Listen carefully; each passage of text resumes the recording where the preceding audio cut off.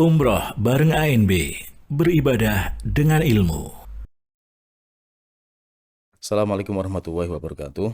Alhamdulillah wassalatu wassalamu ala rasulillah wa ala alihi wa sahbihi wa man tabi'ahum bi ihsanin ila yaumil qiyamah amma ba'du.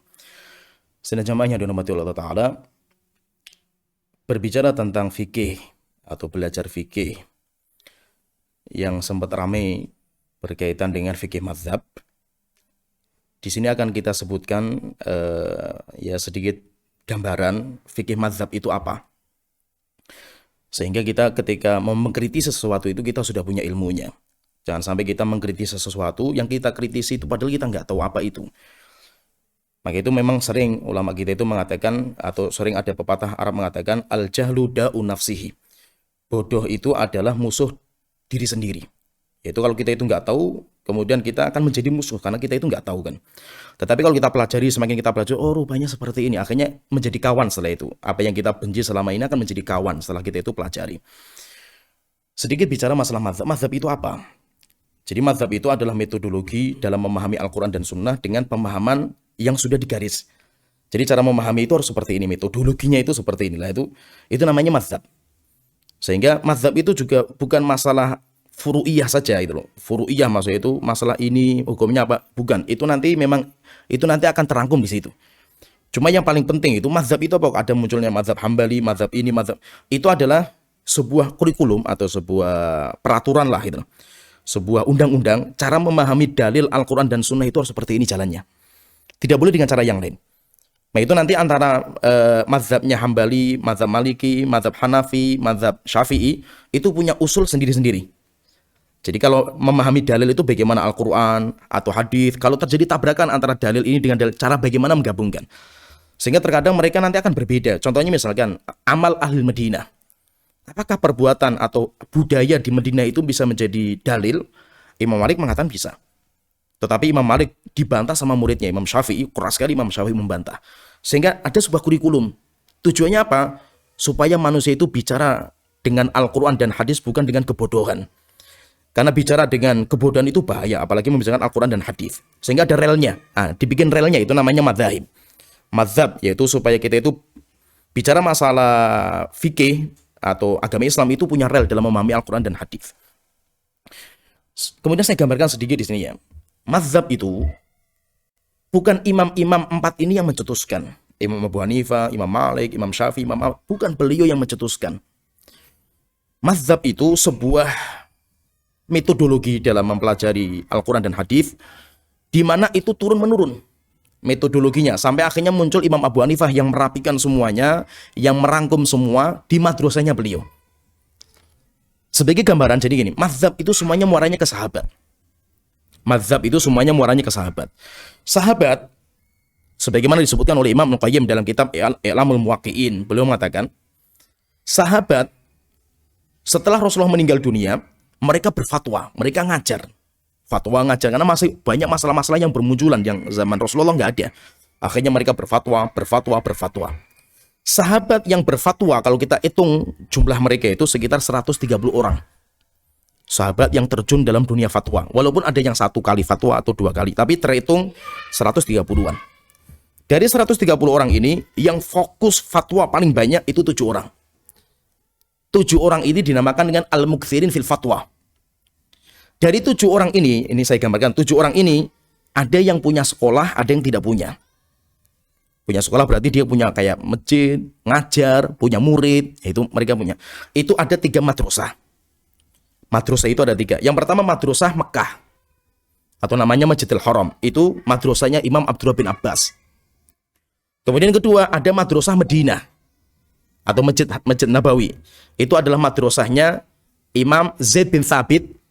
Setelah itu beliau meninggal dunia, diganti sama Abdullah bin Umar, dilanjutkan sama madrasahnya Abdullah bin Umar.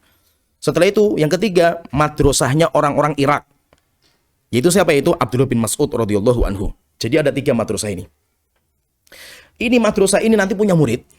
Sahabat punya murid, murid punya murid, murid punya murid, punya murid, sampai akhirnya muncullah imam-imam mazhab.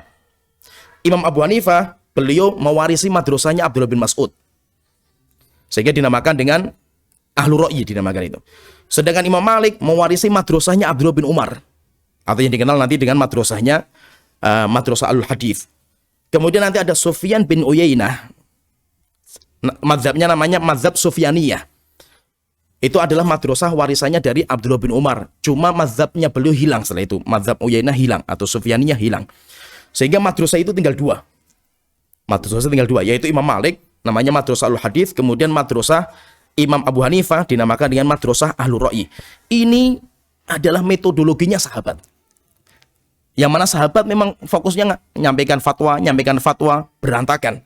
Datang ulama berikutnya mulai diringkas. Mulai dibikin sebuah panduan, oh caranya Abdullah bin Mas'ud kalau berfatwa itu seperti ini, digariskan. Setelah itu muncullah namanya mazhab. Ada dua mazhab ini. Sini ada madrasah Ahlul Hadith yang di Madinah, demikian juga ada madrasah Ahlur Ra'yi. Setelah itu datang Imam Syafi'i rahimahullah taala.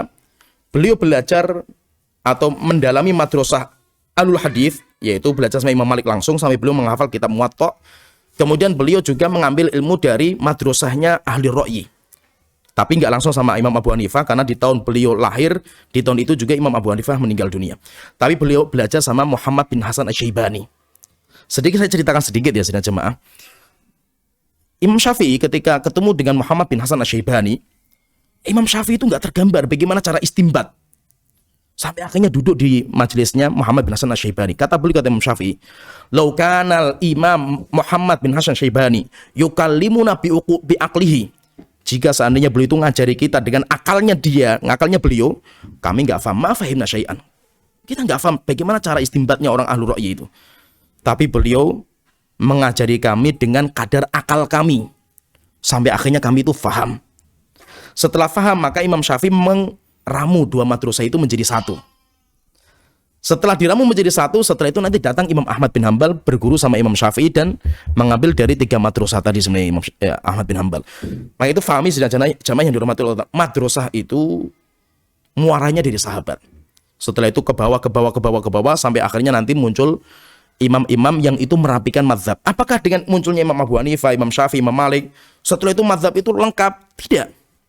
Masih butuh proses lama gitu. Sehingga nanti akhirnya muncul namanya ahli tahqiq. Ahli tahqiq kalau dalam mazhab Syafi'i itu ada dua, dinamakan dengan Syekhon, yaitu Imam Ar-Rafi'i, kemudian Imam Nawawi. Itu fasenya jauh. Sampainya ditahqiq sama beliau, yang mu'tamad dalam mazhab Syafi'i itu ini.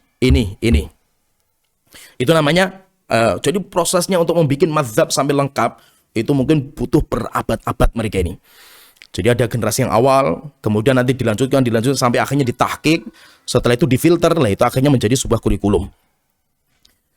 Pertanyaan di sini, apakah mazhab itu punya dalil? Mereka kan nggak punya dalil itu. Mazhab itu semuanya berdalil. Karena semuanya adalah muaranya ke sahabat. Sehingga semuanya itu punya dalil. Cuma dalil itu banyak sekali. Tidak semua dalil yang Anda fahami atau Anda diambil sama ulama yang lain. Kenapa terjadi perbedaan? Karena mereka berbeda cara mengambil dalil. Oleh itu kan Syekhul Islam mengarang sebuah kitab bagus sekali, Raf'ul Malam an A'immatul A'lam. Beliau menyebutkan kenapa terjadi khilaf di antara ulama-ulama salaf. Karena mereka punya dalil yang berbeda-beda. Mereka punya ilmu yang berbeda-beda yang mengakibatkan mereka itu berbeda pendapat. Maksudnya di sini, sudah zaman yang dirahmati Allah Ta'ala, mazhab itu muaranya ke sahabat. Mazhab itu muaranya ke sahabat. Kemudian yang kedua, semua mazhab itu punya dalil. Punya dalil dan mereka dalilnya banyak. Yang ketiga, kita itu tidak diharuskan untuk taklid buta kepada mazhab. Taklid buta itu apa? Yes, pokoknya 100% saya harus bermazhab ini. Ulama-ulama kita ketika mereka sudah mampu untuk menelaah, mereka banyak keluar dari mazhab. Dikatakan oleh sebagian ulama mengatakan Imam Nawawi keluar sepertiga masalah fikih dari mazhab Syafi'iyah. Dan itu nggak melazimkan kita itu harus berfanatik kepada mazhab sehingga kita itu tidak mengambil kecuali hanya mazhab itu saja. Tidak, banyak guru-guru kita yang mazhab Syafi'iyah itu juga dalam banyak masalah keluar dari mazhab. Banyak masalah mazhab yang nggak bisa diamalkan. Seperti dalam mazhab Syafi'i misalkan masalah al-mu'athah, jual beli tanpa lafadz, tanpa sighah, itu batal kalau dalam mazhab. Contoh lagi misalkan seperti jabirah, itu nggak bisa diamalkan juga. Termasuk juga masalah orang yang hamil dan menyusui. Kalau dalam mazhab harus mengqadha dan harus membayar fidyah. Zaman sekarang berat sekali seperti itu. Sehingga banyak ulama-ulama kita terkadang keluar dari mazhab. Cuma yang perlu kita pahami bahwa fanatik itu hukumnya haram mutlak. Fanatik mazhab itu hukumnya haram dan itu sepakat para ulama, enggak ada khilaf. Fanatik itu adalah sesuatu yang diharamkan secara mutlak. Dan fanatik itu bisa masuk ke semua, bisa fanatik karena partai, fanatik karena golongan, fanatik karena ras, Arab atau selain Arab, atau fanatik karena mazhab, fanatik karena ustadz, fanatik karena masjid, karena yayasan, itu bisa fanatik semua. Maka orang yang bermazhab bisa fanatik, orang yang anti mazhab juga bisa fanatik. Ketika menganggap bahwa kebenaran mutlak itu ada di pihak saya. Dan siapa yang tidak mengikuti saya, semuanya adalah musuh saya al-bidah. Itu semua fanatik orang seperti itu. Memang orang yang fanatik kepada mazhab ada. Cuma itu ya segelintir orang lah. Itu orang-orang yang fanatik seperti itu ada, tapi segelintir orang. Dan itu bukan jadi standar. Oleh itu maksudnya apa? Bedakan antara tamadzhub dengan ta'assub. Ta'assub haram dengan kesepakatan para ulama, yaitu apa? Fanatik mazhab. Itu haram dengan kesepakatan para ulama. Kalau tamadzhub, kita berjuang untuk memahami fikih atau Al-Quran dan Sunnah dengan pendekatan ulama salaf. Siapa ulama salaf? Ya sahabat. Sahabat punya murid. Tabiin punya murid. Tabiin punya murid. Lah, kita bersambung. Sehingga cara memahami dalil itu kita harus kembali kepada mereka. Mudah-mudahan sedikit gambaran ringkas tentang mazhab bisa difahami sedikit. Dan mudah-mudahan kita semuanya terbebas dari kezaliman, dari nanti di hari kiamat masalah hak seseorang. Sehingga jangan mudah untuk menghukumi. Apalagi kalau kita itu belum mengetahui secara detailnya. Apalagi sampai tingkatan menyesatkan, apalagi menuduh dengan tuduhan-tuduhan yang layak, itu tidak layak. Baik Anda yang bermadzhab, nuduh yang tidak bermadzhab seperti itu, atau yang anti madzhab, menuduh yang bermadzhab juga seperti itu, semuanya termasuk kezaliman. Kalau menuduh dengan tuduhan yang sesat dan yang lainnya. Mudah-mudahan ini bisa difahami. Wa akhiru da'wana alhamdulillahirabbil alamin. Assalamualaikum warahmatullahi wabarakatuh.